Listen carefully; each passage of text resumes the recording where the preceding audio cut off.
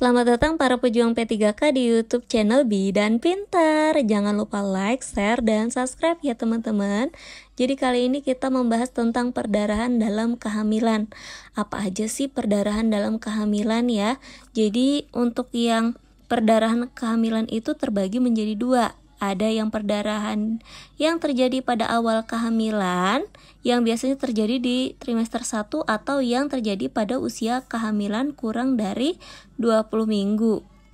Dan yang kedua, perdarahan antepartum. Ini yang terjadi pada usia kehamilan lanjut sampai sebelum persalinan. Jadi perdarahan pada awal kehamilan yang akan kita bahas ada 3, yaitu tentang abortus, kehamilan ektopik yang terganggu, dan kehamilan mola ya. Yang pertama ada abortus nih teman-teman. Abortus sendiri itu adalah pengeluaran hasil konsepsi sebelum janin dapat hidup di luar kandungan atau berat janin kurang dari 500 gram atau perdarahan yang terjadi pada usia kehamilan kurang dari 20 minggu ya. Jadi untuk abortus sendiri itu ada macam-macam. Ada abortus iminen, yaitu abortus yang mengancam, di mana hasil konsepsinya masih tertanam di dalam dan serpiknya masih tertutup ya. Untuk abortus insipien, hasil konsepsinya masih tertahan di dalam juga nih, tetapi serpik porsionya sudah terbuka.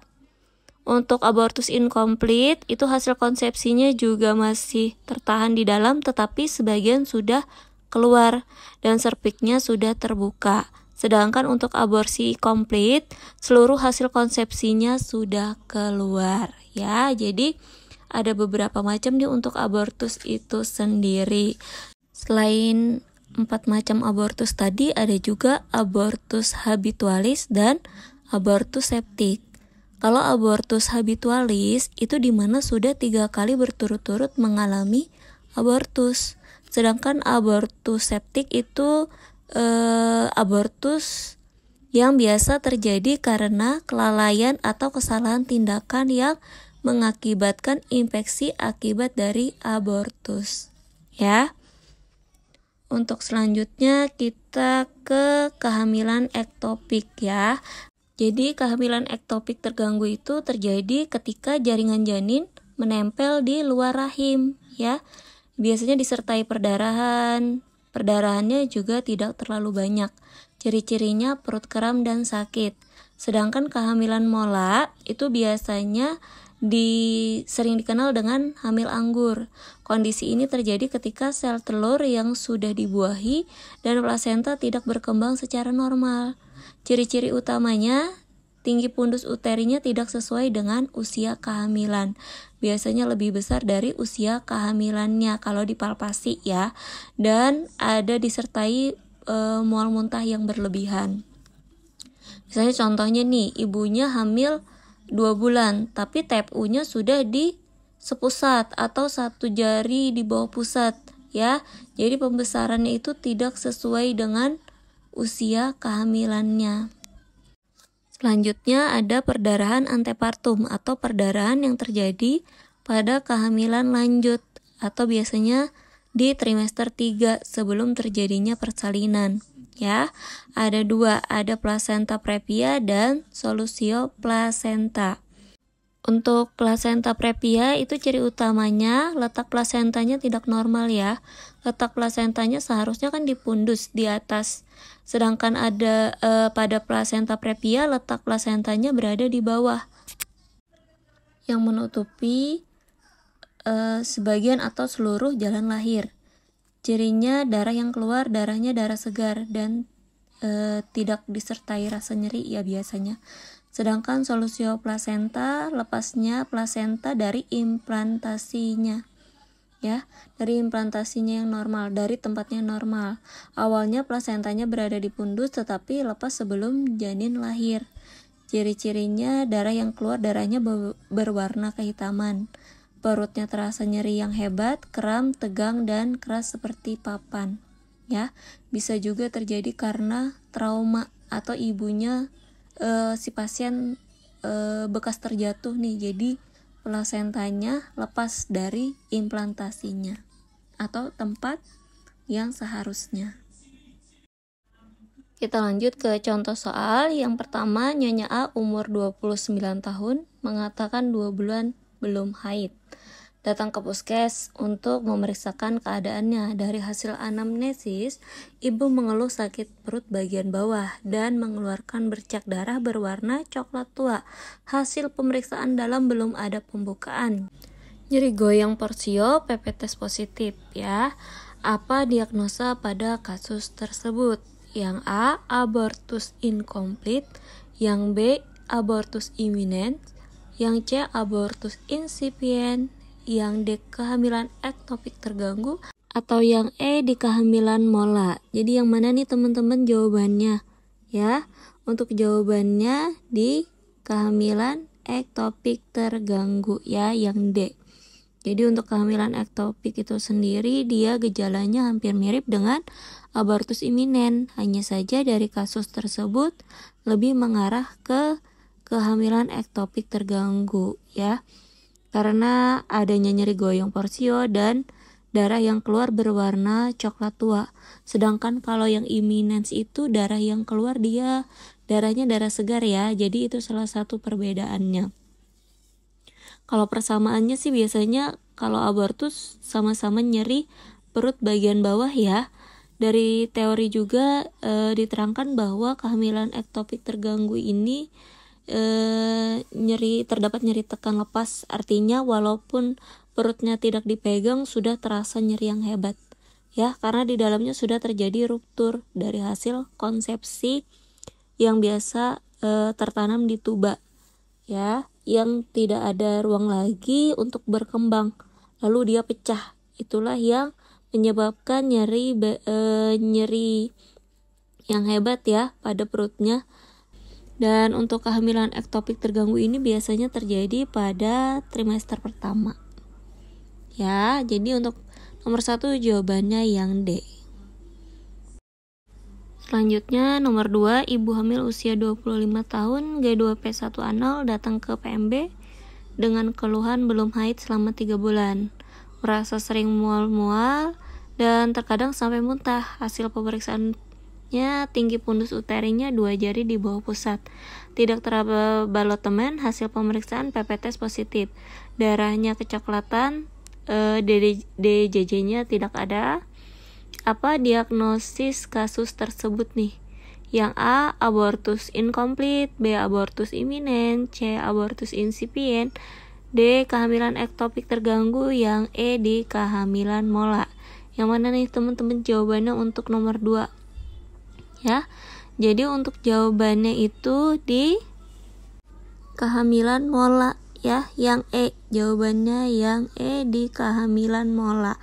Karena dari kasus diterangkan bahwa ibu hamil 3 bulan tapi TFU-nya sudah 2 jari di bawah pusat. Terus tidak teraba balotemen ya. Artinya tinggi pundusnya itu tidak sesuai dengan usia kehamilan ibu. Kalau 3 bulan atau 12 minggu itu biasanya tinggi pundus uterinya yang normalnya di 3 jari di atas simfisis. Kalau berapa nih? Kalau 2 jari di bawah pusat biasanya kan sekitar 5 bulanan ya. Cirinya selain pembesaran uterus yang tidak sesuai dengan usia kehamilannya, artinya dia lebih besar dari usia kehamilannya ya kalau kita palpasi. Terus ada juga keluhan sering mual yang sampai muntah. Nah, itu salah satu ciri-ciri dari kehamilan mola ya, jadi seperti itu. Kita lanjut soal yang ketiga, Nyonya W usia 25 tahun, hamil 10 minggu datang ke PMB dengan keluhan kram perut bagian bawah, perdarahan bercak dari kemaluannya. Hasil pemeriksaan TTP dalam batas normal. Pemeriksaan dalam serviksnya tertutup. Apakah diagnosa kasus tersebut? Apa nih teman-teman ya? Keluhannya kram pada perut bagian bawah, terus perdarahannya bercak ya.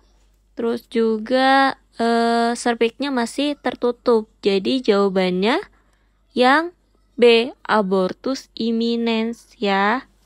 Untuk soal yang keempat, Nyonya S usia 23 tahun, hamil 12 minggu, datang ke PMB dengan keluhan mengeluarkan darah berwarna merah disertai dengan gumpalan dan nyeri pada perut sebelah kanan bagian bawah. Hasil pemeriksaan TTP dalam batas normal, palpasi, TFU 2 jari di atas simpisis. Pemeriksaan dalam menunjukkan pembukaan 1 dan teraba jaringan, ya. Pembukaan 1 artinya porsionya sudah terbuka, ya. Jadi diagnosis yang tepat pada kasus tersebut apa nih? A. Abortus incomplete, B. Abortus imminent, C. Abortus incipient, D. Kehamilan ektopik terganggu, atau yang E. Kehamilan mola. Jadi yang mana nih menurut teman-teman? Ya, jadi cervixnya udah terbuka, pembukanya 1 cm, terus teraba jaringan, adanya pengeluaran darah disertai dengan gumpalan, terus ada juga nyeri perut sebelah kanan bagian bawah. Ya, yang mana nih menurut teman-teman jawabannya? Jadi jawabannya yang A, ya, abortus incomplete, ya. Dari ciri-ciri di atas menunjukkan bahwa perdarahannya disertai dengan gumpalan, terus adanya pembukaan juga, itu lebih mengarah ke abortus incomplete, ya. Kalau yang incipient itu biasanya perdarahannya juga banyak, tapi belum disertai dengan gumpalan darah, ya. Kita lanjut soal yang kelima, Nyonya F usia 31 tahun, G4 P3A0, datang ke PMB dengan keluhan badannya panas, sakit perut bagian bawah, dan mengalami perdarahan berwarna merah kehitaman dan juga berbau. Hasil anamnesa, ia telah menggugurkan kandungannya di dukun sekitar 7 hari yang lalu. Hasil pemeriksaan tensi 90/60, suhu 39 derajat Celcius. Jadi apa diagnosa yang tepat pada kasus tersebut, ya? Yang A, abortus incipient, B, abortus imminent, C, abortus septic, D, abortus incomplete, atau E, abortus habitualis. Yang mana nih teman-teman, ya? Jadi keluhannya badannya panas, terus sakit perut bagian bawah, mengalami perdarahan berwarna merah kehitaman dan berbau. Jadi dari tanda gejalanya lebih mengarah ke abortus septic. Jadi jawabannya yang C, ya, abortus septic. Jadi untuk abortus septic itu bisa terjadi karena kelalaian atau kesalahan tindakan yang mengakibatkan infeksi, ya, dari abortus yang pasien tersebut lakukan. Soal yang keenam, Nyonya A usia 31 tahun, G3P2A0, usia kehamilan 39 minggu, datang ke PMB dengan keluhan nyeri perut, keluar darah berwarna merah kehitaman. 8 jam yang lalu ibu terjatuh. Hasil pemeriksaan menunjukkan tensi 90/70. Nadi 80, respirasi 20, suhu 36 derajat Celcius. Perut teraba keras seperti papan DJJ, sulit terdengar, ya. Jadi apa nih diagnosa yang tepat pada kasus tersebut? Yang A, plasenta previa, B, solusio plasenta, C, retensio plasenta, D, plasenta akreta, atau E, insufiensi plasenta. Yang mana nih teman-teman? Ya, jadi dari penjelasan kita tadi di awal bahwa gejalanya ini mirip dengan solusio plasenta. Jadi jawabannya yang B, ya, solusio plasenta, karena ibunya mengalami nyeri perut, terus keluar darah berwarna merah kehitaman. Kalau plasenta previa tadi, dia darah yang dikeluarkan merah segar, ya. Terus juga diterangkan bahwa 8 jam yang lalu ibu mengalami jatuh. Jadi ada trauma benturan, ya. Lanjut nomor 7, Nyonya A usia 32 tahun, G2P1A0, usia kehamilan 36 minggu, datang ke PMB dengan keluhan keluar darah dari jalan lahir saat bangun tidur. perdarahan berwarna merah segar. Hasil pemeriksaan menunjukkan tensi 100/70, nadi 80, respirasi 20, suhu 36,5, DJJ 145 kali per menit, punggung kanan kepala belum masuk PAP. Apa diagnosis kasus tersebut nih teman-teman?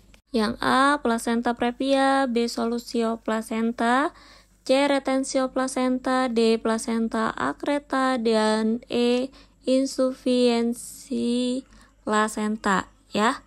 Di sini diterangkan bahwa ibunya sudah memasuki usia kehamilan 36 minggu ya. Jadi kalau trimester ketiga terjadi perdarahan biasanya mengarah antara plasenta previa atau solusio plasenta. Tapi kalau plasenta solusio tadi kan dia dijelaskan bahwa darah yang keluar itu biasanya berwarna merah kehitaman. Sedangkan plasenta previa dia darah yang keluar itu berwarna merah segar ya.